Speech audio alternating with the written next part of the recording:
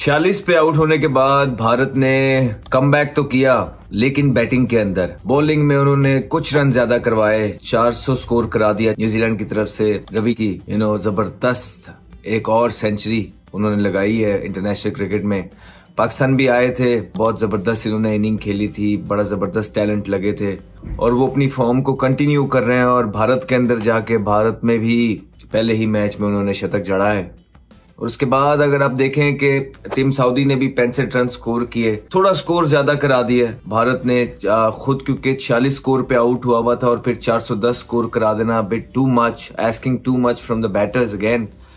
लेकिन उसके बाद आके आप जिस तरह देखें, रोहित शर्मा ने भी 50 किया है, जायसवाल अच्छा खेल रहे थे, अच्छा स्टार्ट मिला, 35 पे आउट हुए वो। उसके बाद the run machine Virat Kohli 70 करके गए हैं और सरफराज खान जो है 70 पे नॉट आउट खेल रहे हैं। जहां तक बात रही भारत की, भारत ने देखे टॉस जीत के जो पहले बारी का डिसीजन था वो उनको ज्यादा कोई सूट किया नहीं है, वो उनके अगेंस्ट गया, क्योंकि पिच में भारत को शायद खुद भी आइडिया नहीं था कि पिच इस तरह का बिहेव करेगा।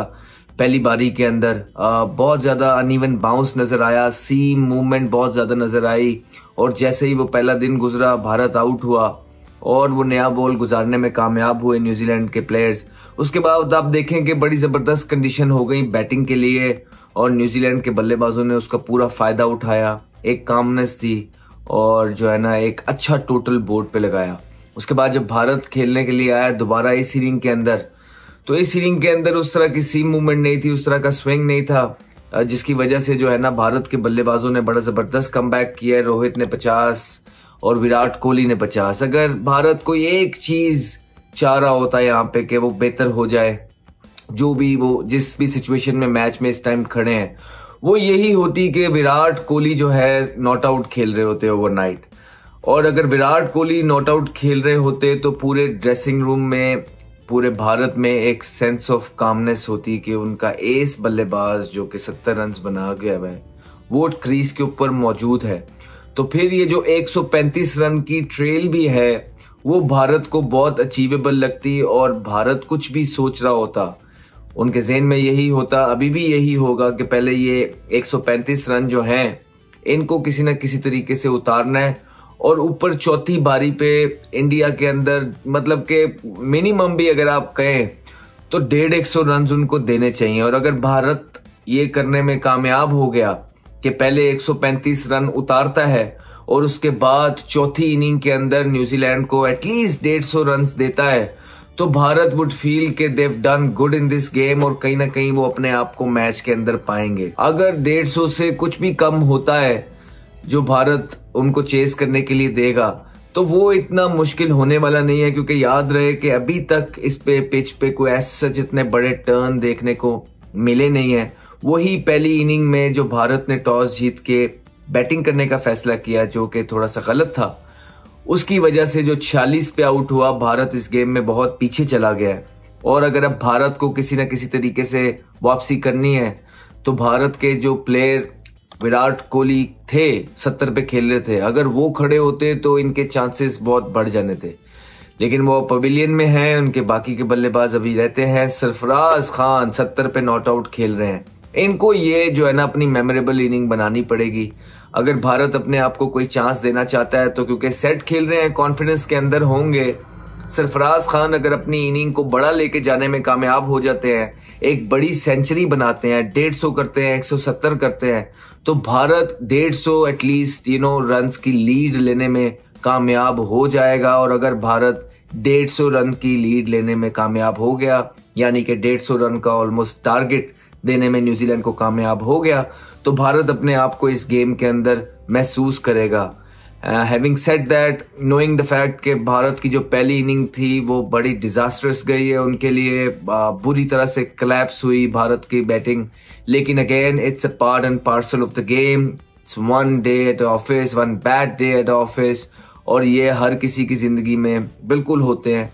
और उस टीम के साथ जो more often than not rule कर रही है, जो अच्छी क्रिकेट खेल रही है, सारे बॉक्सेस को टिक कर रही है, चाहे वो कैप्टनसी है, चाहे वो फील्ड प्लेसमेंट है, चाहे उनकी बैटिंग के अंदर जो है ना जब फ्लेयर रिक्वायर्ड है, जब पेशेंस रिक्वायर्ड है, चाहे उनकी स्पिन बॉलिंग है, चाहे उनका मिडिल ऑर्डर है, चाहे उनके ऑलराउंडर है या फास्ट बॉलिंग है। Most of the time Bharat सारे खानों को, बॉक्सेस को टिक करती है और खेलती हुई चली आ रही है। और इस साल भी जो है पिछले 2 सालों की तरह, जिस तरह उन्होंने वर्ल्ड टेस्ट चैंपियनशिप का फाइनल खेला है, इस साल भी उसकी रेस में है और अभी तक नंबर 1 पे मौजूद है। सिर्फ मसला ये है कि अपनी लेगेसी के लिए खेलते हैं, लोग इनसे इतना एक्सपेक्ट नहीं करते हैं कि ये इस तरह का जो है ना खेल प्रोड्यूस करेंगे। लोगों की आदतें इस तरह की करती हैं भारत ने कि वो भारत को हमेशा उड़ता और चमकता देखना चाहते हैं हर फील्ड के अंदर, हर शोबे के अंदर, चाहे वो बैटिंग है, बॉलिंग है, फील्डिंग है। लेकिन कहीं ना कहीं हमें ये भी अंडरस्टैंड करना पड़ेगा कि दूसरी टीमें भी खेलने आती हैं। फिर टॉस बहुत मेन फैक्टर था, टॉस जीत के जो बारी ली वहां से सारी चीजें खराब हुई। लेकिन वंस अगेन एक आधा दिन किसी भी टीम के लिए बुरा चला जाता है। लेकिन यहाँ मसले वाली बात यह है कि भारत ने अगर वर्ल्ड टेस्ट चैंपियनशिप में लाइव रहना है तो ये होम मैचेस उनके लिए बहुत इंपॉर्टेंट है, क्योंकि अगली सीरीज उनकी ऑस्ट्रेलिया की है, जो कि बिल्कुल आसान नहीं होगी। हमें पता है what Australia has to offer. वो एशियन टीम को किस तरह, किस प्लानिंग के साथ ट्रैप करते हैं। वहां पे आपको शॉर्ट बॉल्स मिलेंगे, बाउंस मिलेगा, वहां पे आपको सीम मिलेगा। इस तरह की कंडीशन मिलेंगी नहीं जो आपको होम में मिलती हैं। तो वहां पे मैच जीतना जरूर एक मुश्किल बात हो सकती है, लेकिन हमने देखा है कि भारत ने पास्ट के अंदर भी वहां मैचेस जीते हैं, लेकिन थोड़ा सा मुश्किल हो जाता है। तो असल आइडिया या असल चांस वही होता है जो आपको अपने घर के अंदर मिले, स्पेशली जब आपको अपने घर की कंडीशंस पे पूरी तरह से अबूर हो, कंट्रोल हो, और वहां पे अगर कुछ गलती हो जाए तो वो फिर आपको हॉन्ट करती है, हर्ट करती है। और आई थिंक के अभी तक की सिचुएशन से ऐसे ही लग रहा है कि ये मैचेस जीतना बहुत ज्यादा जरूरी है भारत के लिए, अगर भारत ने वर्ल्ड टेस्ट चैंपियनशिप का फाइनल खेलना है। तो अभी भी भारत पूरी तरह से इस मैच से बाहर नहीं हुआ, क्योंकि बड़ी टीम है। कुछ ऐसी क्रिकेट इन्होंने खेली है पीछे बांग्लादेश के खिलाफ भी, जब 2.5 दिन बारिश होती रही और आखिरी 2.5 दिन के अंदर इन्होंने मैच कंप्लीट किया। क्योंकि इस तरह की क्रिकेट खेलते हैं तो लोग एक्सपेक्ट करते हैं कि इनसे मिरेकल्स, ये कोई भी चीज कर सकते हैं, और इस तरह के प्लेयर्स इनके पास मौजूद हैं टीम और ड्रेसिंग रूम के अंदर, जो कि बाजी को किसी भी तरफ पलट सकते हैं। और हारी हुई बाजी को पलटते हुए हमने भारत को पहले भी देखा है, अच्छी टीमें ये करती हैं। क्या भारत इस दफा फिर एक हारी हुई बाजी, जो कि पहली इनिंग के अंदर ऑलमोस्ट हार चुका था, बदलने में कामयाब होगा? ये हमें पता लगेगा कल काफी चीजें डिफाइन हो जाएंगी।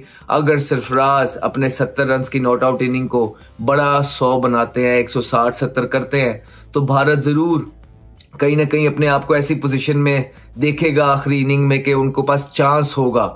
और भारत के अंदर 150 रन चौथी इनिंग में एक प्रेशर लेके आता है। फिर भारत के spinner would be in the game as well, दो कि हमें ज्यादा स्पिन देखने को मिला नहीं है, टर्न मिला नहीं, लेकिन चौथी इनिंग के अंदर एक प्रेशर इस तरह होता है। फिर आपको चेज करना होता है, स्कोर बोर्ड का प्रेशर, 1-2 अर्ली विकेट जो है पूरी टीम पे प्रेशर डालती हैं। और इंटरनेशनल क्रिकेट जो है, it's a game of pressure itself.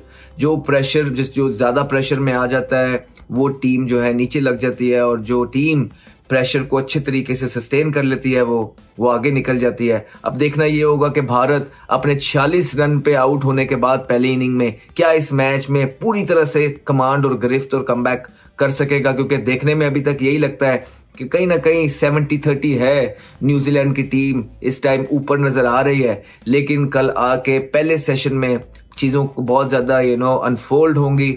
और अगर भारत के जो सरफराज हैं वो बड़ी सेंचुरी करने में कामयाब हुए और कहीं ना कहीं अगर 150 रन की लीड ले गए और टारगेट देने में कामयाब हुए, तो चौथी इनिंग में कुछ भी हो सकता है। देखते हैं कल कि भारत किस तरह अपने दिन को अप्रोच करेगा, प्लान करेगा। It would be a nice day tomorrow to have a look of the big team, जिसने पहले भी मिरेकल्स किए हैं। क्या वो इस दफा एक और मिरेकल करके दिखाएगी? Let's see tomorrow. Take care.